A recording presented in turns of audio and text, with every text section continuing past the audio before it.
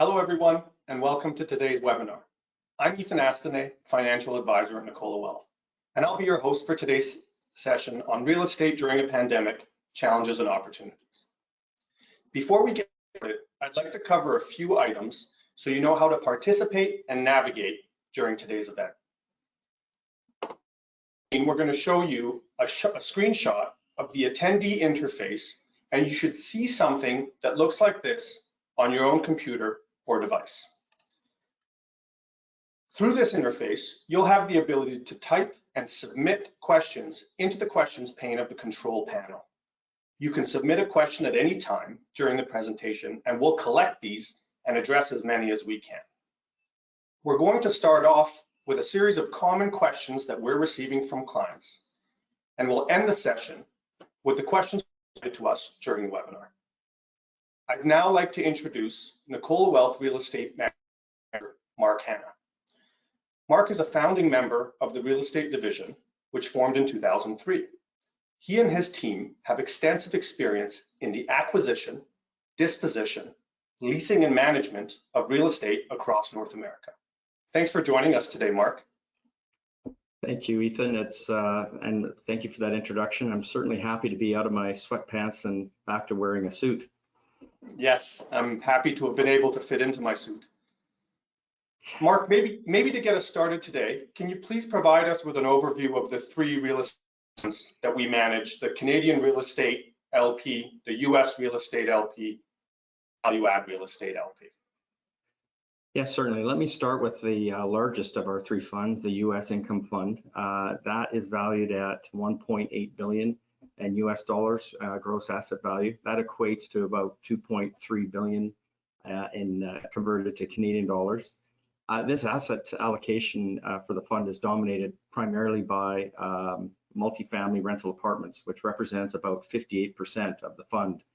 We have approximately 60 garden-style apartment properties with over 16,000 units, and they're primarily located in the south and southeast of the US in markets such as Texas, Florida, Georgia, South Carolina, and Tennessee.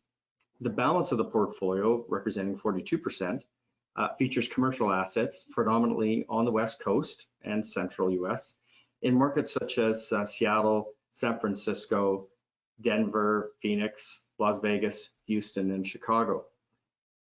For the Canadian Income Fund, it's a similar income fund, but it's smaller in size at 1.3 billion in gross asset value. It has a different fund composition, and it's much more diversified by asset class, with industrial and office being the primary assets. Vancouver and Toronto are the core markets, followed by Calgary, Victoria, Edmonton, and Winnipeg. The third fund is our Value Add Fund, and it's really best described as a development merchant fund. We have approximately 50 properties, and they're all at different stages of development. The NAV is approximately 325 million currently, and the fund operates on both sides of the borders, with approximately 66% in Canada and 34% represented in the US. The fund is very diversified by asset type and partners, as we have focused on industrial small bay strata, industrial for lease, office strata, office for lease, and apartment buildings, plus some residential condo. All three funds are open-ended with a NAV that trades monthly, and they are all performing and functioning as near possible with large cash reserves in this environment. Thanks for that. Just going back to the Value Add Real Estate Fund, you referred to it as a development merchant fund. Can you clarify what that is and how that might be different than the other two? Correct. The two income funds, the Canadian and the US, are meant to be long-term investments with a long-term horizon, whereas with the Value Add Development Fund, everything we are doing in that fund is designed to build and sell or repurpose and sell. Great, thanks for that.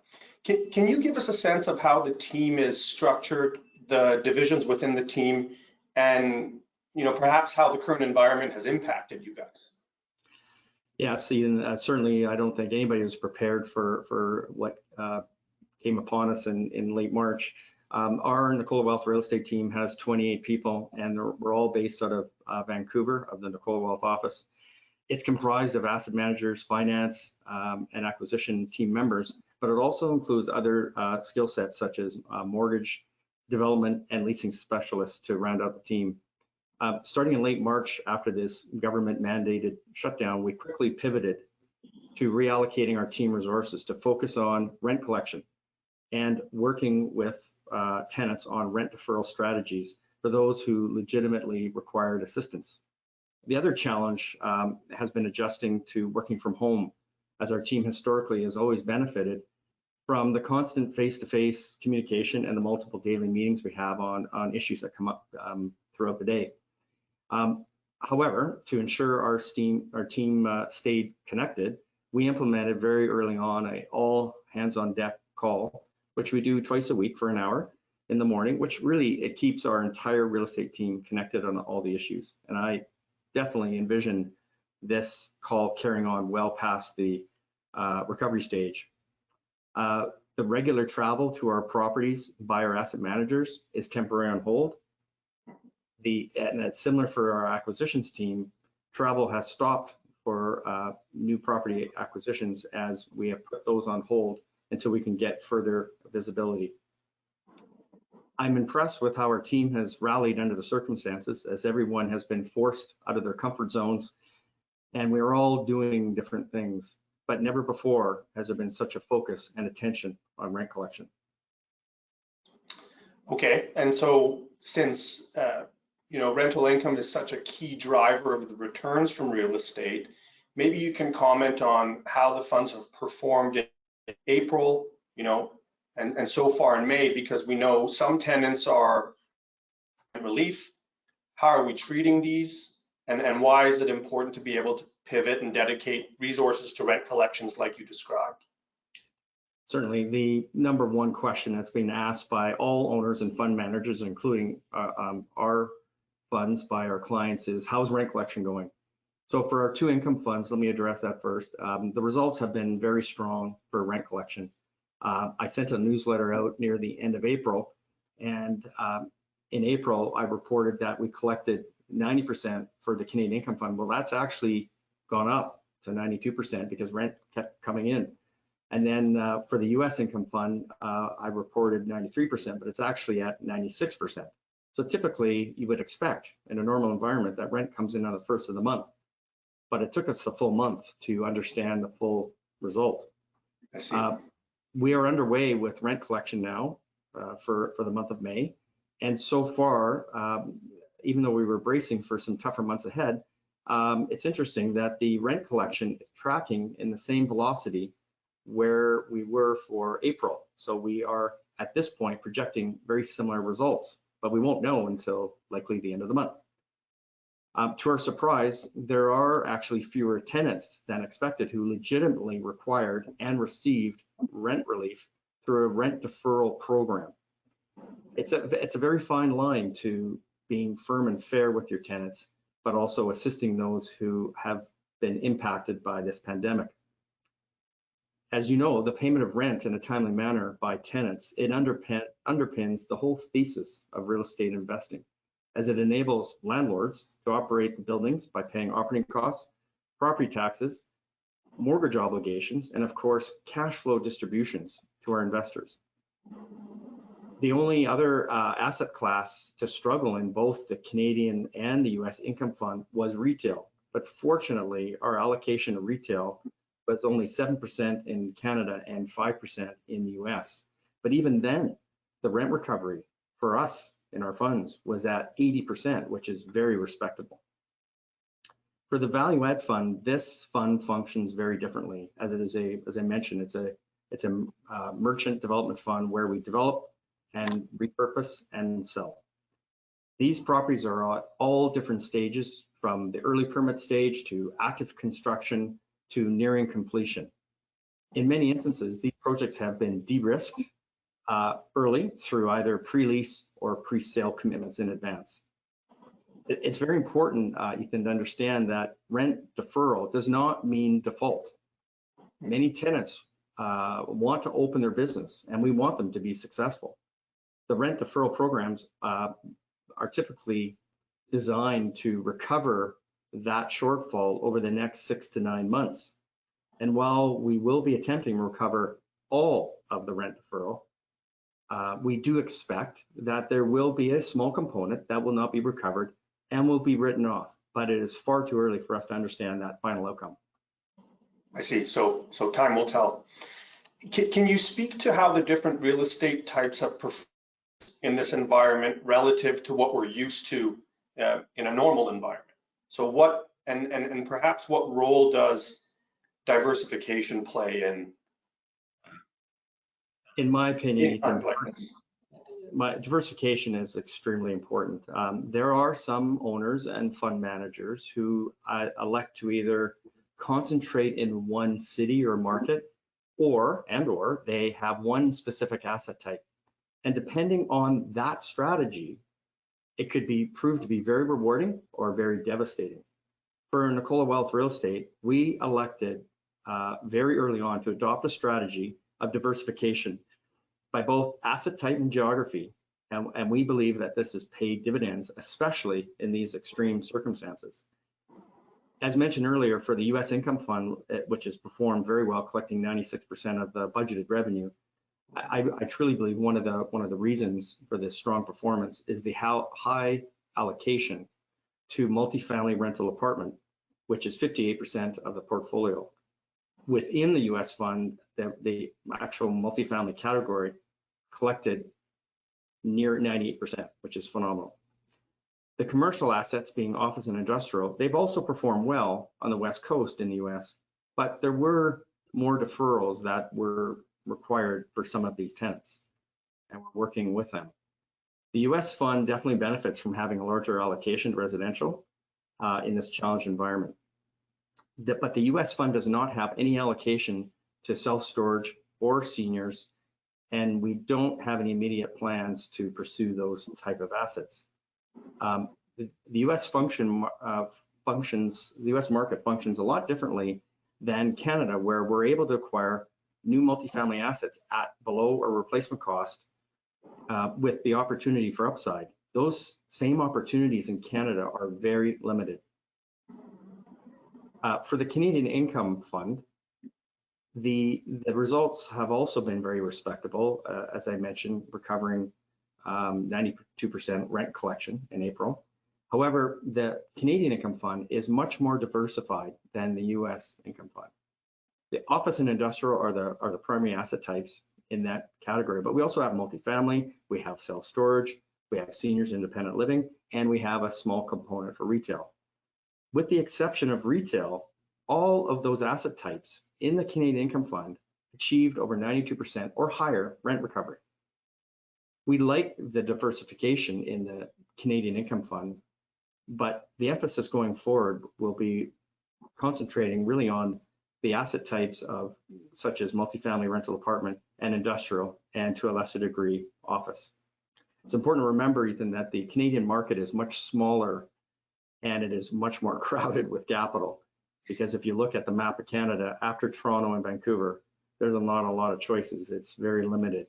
And those markets provide us with the best liquidity and safety. So we have to be very careful in the other secondary markets that we invest in.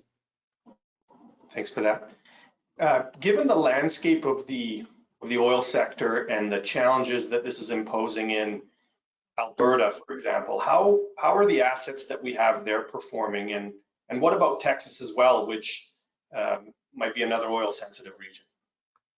Yes, Alberta has struggled. There's been a lot of press on their economy.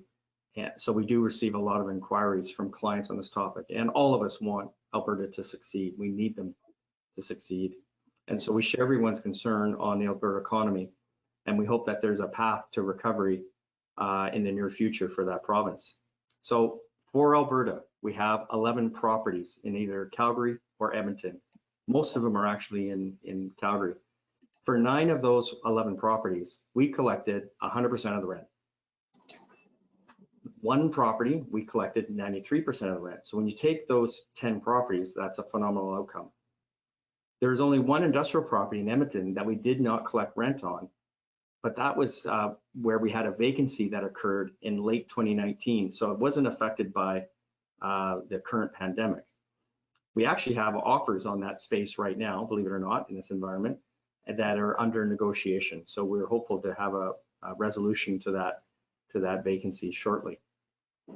When you look at the 10 of our 11 properties, we are almost 100% successful on rent collection, and that was a very nice surprise.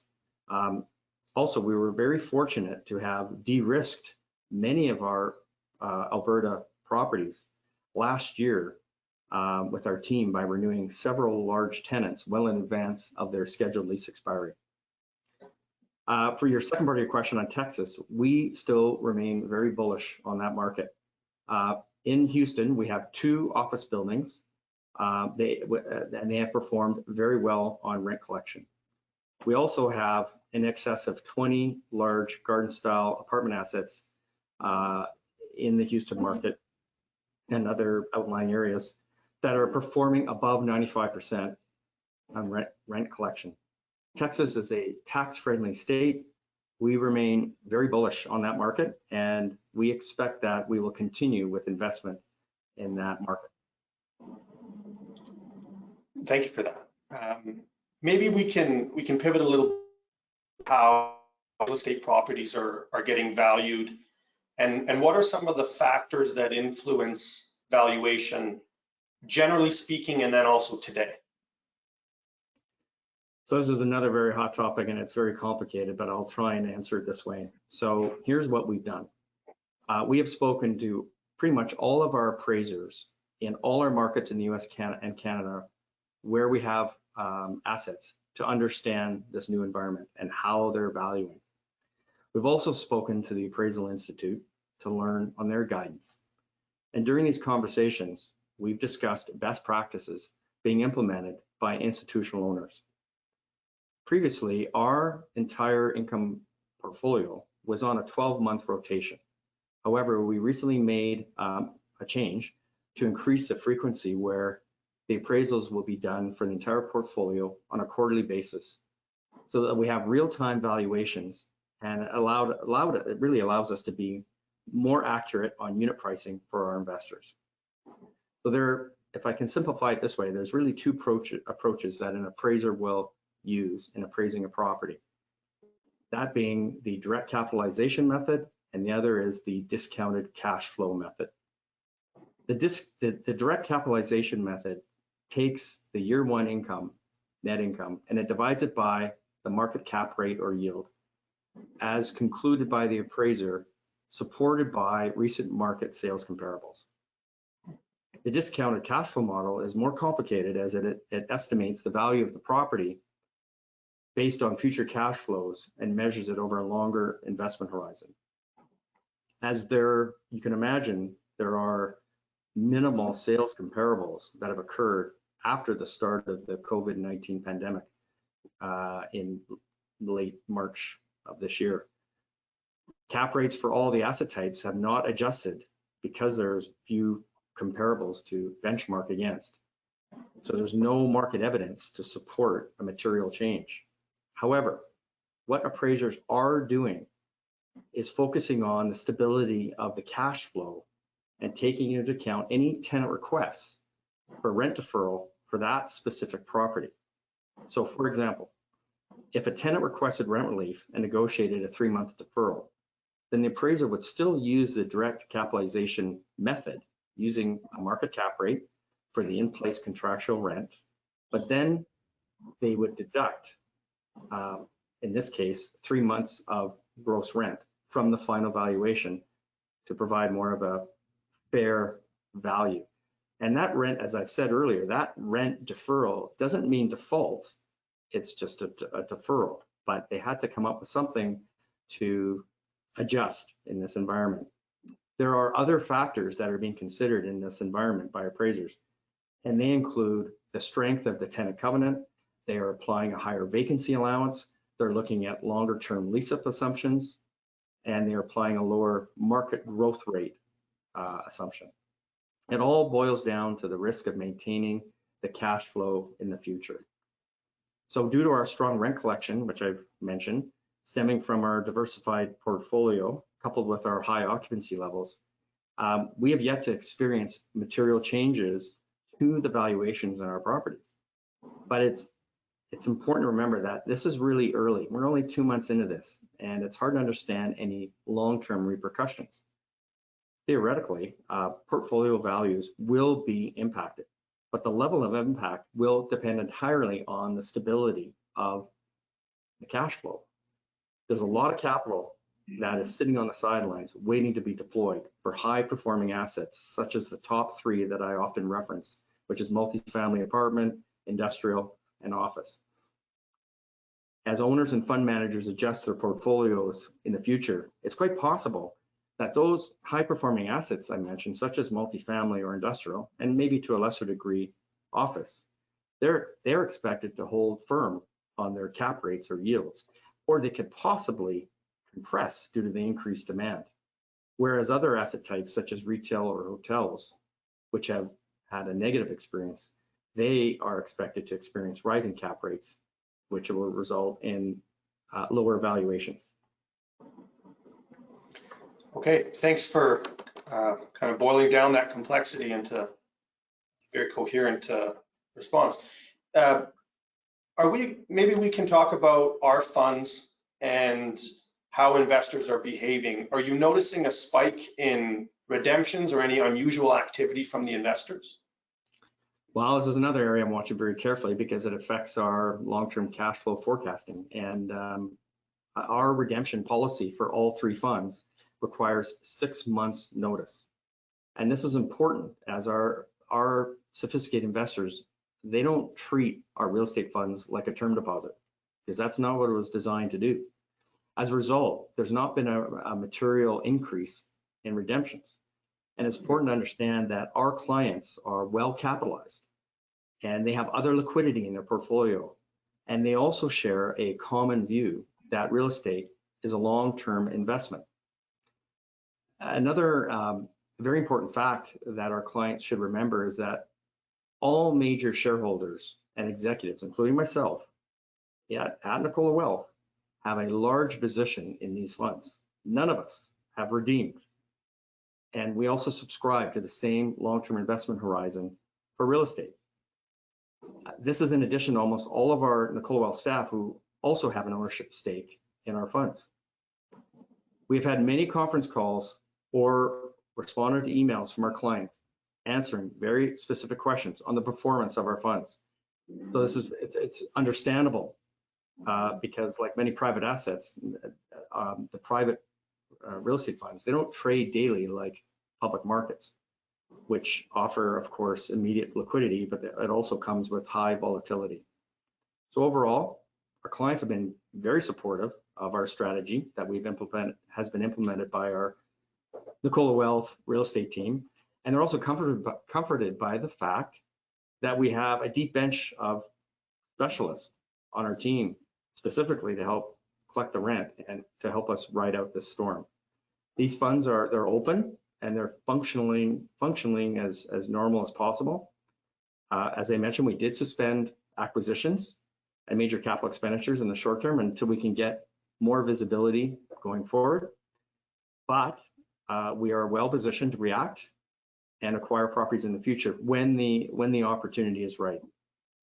In the meantime, we have significant capital reserves to ensure we can operate the funds and provide distributions and ride out any extended disruption. Great. Now, you were mentioning that you participate in a number of different real estate groups to maintain a pulse on the industry. What are some of the key themes coming out of those groups, and how are you stacking up relative to the other real estate teams that you're connecting with? I definitely wanted to stay in touch with my contemporaries in the industry, and there's a real strong appetite for everybody to learn what's happening and learn from each other. So what I have learned is firstly that our April rent collection results are performing at the top end of the scale in the marketplace. So very happy about that. And I think a big reason for that performance is the asset and geography diversification. The big issue my contemporaries are digesting is fund performance. And what I mean by that is fund composition, asset types, or geography. That is going to be a very strong priority going forward, where owners and fund managers will be making adjustments to fortify their portfolios to weather the next storm, whether it's economic or a pandemic. And that next storm could come much sooner than we think. What is becoming very obvious from the early rent collection results is that multifamily industrial are the clear winners, followed by office, which we call the top three. Retail and hotels obviously have been impacted, which will cause many owners to reposition or repurpose or even sell those assets to shore up their portfolio allocations. But there will be opportunities, even in retail and hotel, perhaps for the very brave. And so along that vein, you'd mentioned that we've temporarily suspended acquisitions, but maybe you can talk a little bit about what the long game, the strategy is there, and if we're not currently planning, pursuing any opportunities, are we planning to, and when might that? Well, we certainly have pens down, but we're still looking at opportunities. We have strong cash reserves for all three funds, so we're well positioned. We're watching very carefully to process the data points to help us move forward with the direction and the growth of the funds. In this environment, the real estate brokerage community, they basically suspended sales and marketing for investment properties, but they will be back. And I know they're itching to get back, and we need them to be back to get the economy going for real estate. But notwithstanding, we're going to continue to look at opportunities, but with a very specific focus on asset types. We will be focusing on key strategic markets. We're going to watch how those perform in this environment, and we want to go to those markets that offer strong liquidity and economic drivers for a very specific asset type that we might be interested in. Our underwriting and due diligence, I believe, was already a strength of our Nicola Well team. But this environment will cause us to be even more rigorous in our approach. We plan to hyper focus on the tenant credit, or the covenants as we call it, like never before going forward when we consider acquisitions. And I'm pretty certain that every buyer will aggressively scrutinize rent rolls and want to know how those tenants performed on rent collection during this period when considering new acquisitions. Thanks for that. Maybe you can, just reflecting back, what lessons have we learned, you and the team learned, from the impact and the evolution so far of COVID-19, and how might that inform or alter our strategy on a go-forward basis? Okay, well, number one, I'm glad that we don't own any hotels. I'm relieved about that. Number two, I'm relieved that we have limited exposure to retail, even though I'm still a big fan of neighborhood food anchored shopping centers, as they are generally exempt from e-commerce threats. I've learned the importance of having an experienced and dedicated real estate team that is diversified with a wide range of skills is critical to the performance of our funds. I couldn't imagine how we would have performed without these people. The self-storage portfolio was another interesting asset type that I haven't really talked about a lot. That actually performed very well for us, as we have six properties in BC. I was not sure how rent collection would go but it was surprisingly very resilient, as you don't require a lot of staff to run these centers, and the customers can book their locker online. It was also interesting to witness the panic by some tenants who wanted to preserve cash and not pay rent when they were very capable of paying the rent. And I know this is just human nature, but most tenants did the right thing and they eventually paid the rent. The other item is that there's always gaps in any organization, and they get exposed much quicker in an extreme environment such as a pandemic. We've had our share of gaps. They've been minimal, but they've been easily remedied. I think the most important thing we learned during this pandemic is that communication with your investors, your partners, your property managers, and your other key service providers, it's critical. And I like to say sometimes less is better. In this case, more is better.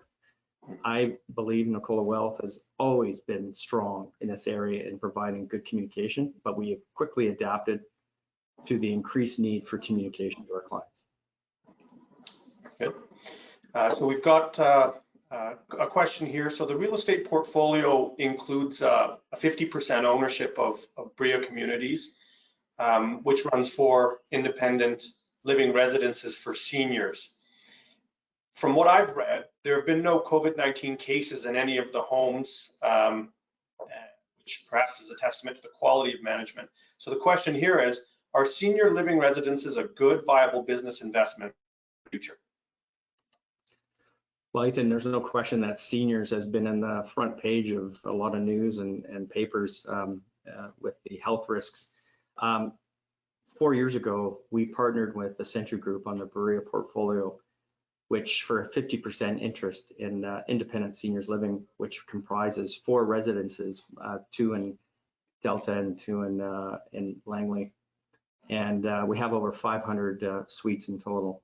This investment, it's a great diversification for our fund, but it's produced very well. And it's added, as I said, great diversity.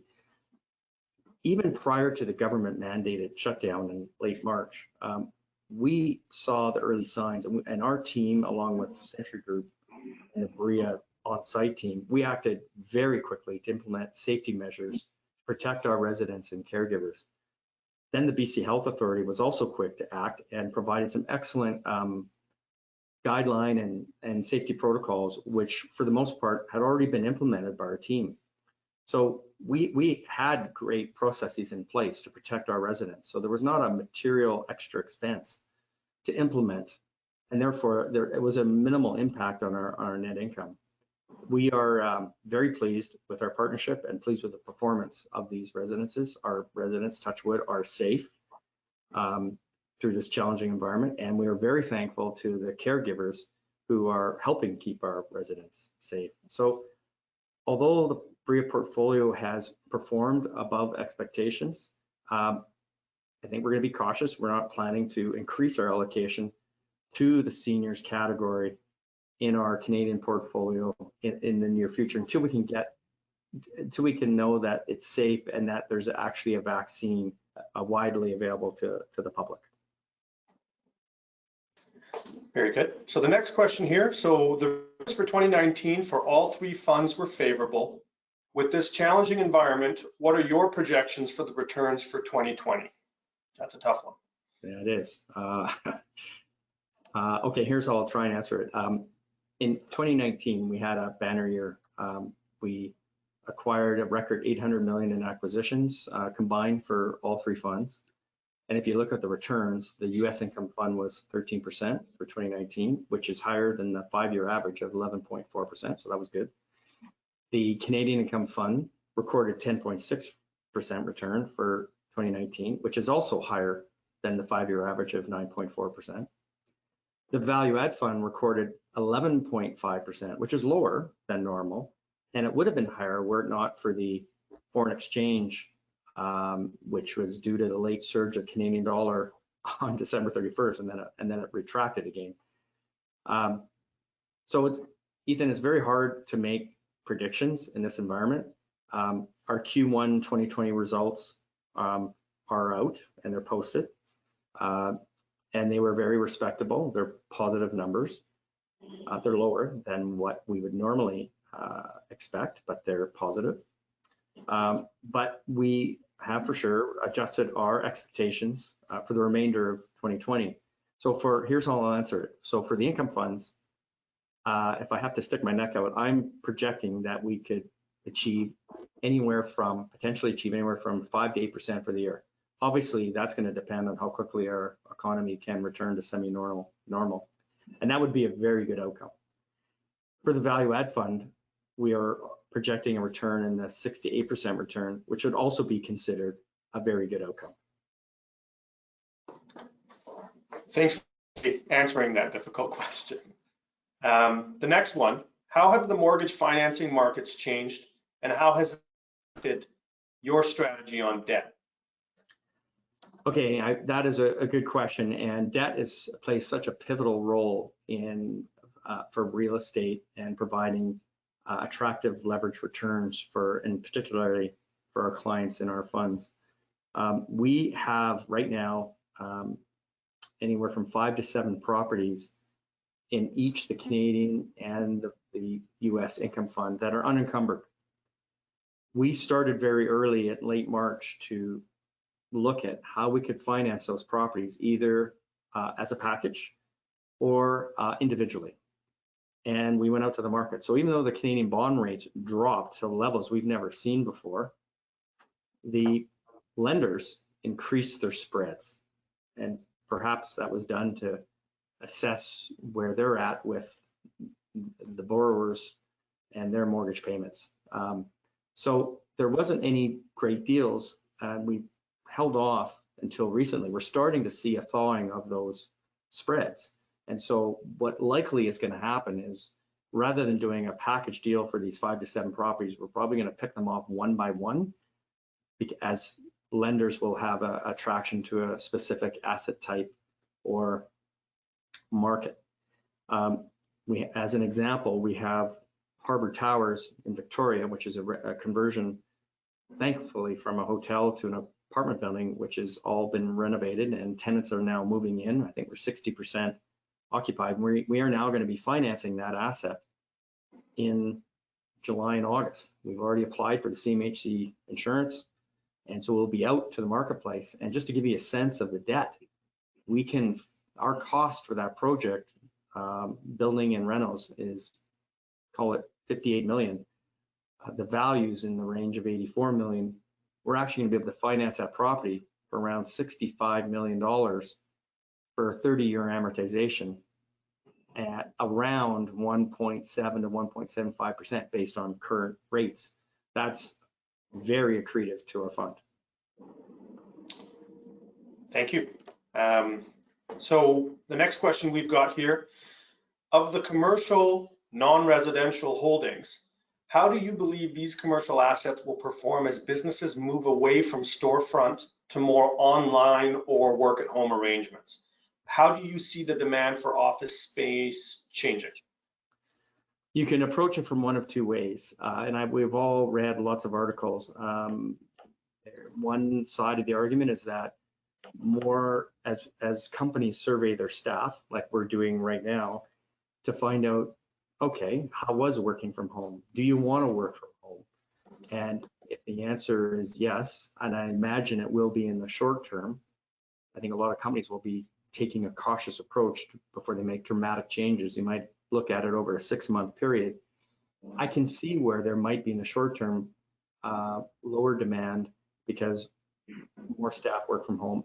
However, the other side of the argument is that offices, businesses, landlords will make an office environment safer, and whether it's with plexiglass inserted or spacing out. So it in fact might require more space to provide so staff aren't crammed in. So you could look at both sides of the argument. I think it's going to take time to see how that plays out, but my gut tells me in the short term, I don't think people are going to be rushing back to work. I think it'll be a gradual comeback where, and if I take our office as an example, I'm estimating that no more than 50 to 75% of the staff would actually want to come back on a semi-full-time basis. I think there's a lot that would be comfortable for the next 6 months just staying at home and coming in maybe 1 day a week. Thanks for that. Have you considered other asset classes such as mobile home parks, student housing, or data centers? We have, and again, if I take the mobile home parks, that is something that we would look at because I think there's a lot of stability in the cash flow. It's not a lot different than an apartment building. So we would look at that. We just haven't dived into that market. Again, that's held by a lot of mom and pop groups. So it's an area we could look at in the future. Student housing, we are very interested in that, but again, we want to get visibility on, it already looks like universities for the most part in Canada and the US are going to be at home for the first semester. So there's not going to be a need for student housing. So we want to kind of understand how that's going to work. And again, once there's a vaccine and it's safe to go back to school, then that will support the thesis for student housing. So we would absolutely like to get more into the student housing area. And student housing is not a lot different than apartment buildings. You can make it safe. And if you have single rooms versus quads, that will make a big difference in, but at the end of the day, it's what's going to drive it is when are the universities going to have the students come back full time? Gotcha. We've only got time for one more question, Mark. So maybe we can let our participants know how does one go about staying informed about what's going on? Because you mentioned that time will tell. Time will tell was kind of a part of some of those questions for information and to stay on top of things. Okay, so as mentioned earlier, we've really made it an effort to increase our client communication in this environment. So in addition to what we typically do, which is our quarterly reports, our annual reports, we've been very active and very proactive with podcasts and client newsletters. As I mentioned, there's another one coming out in the next week, and now this webinar.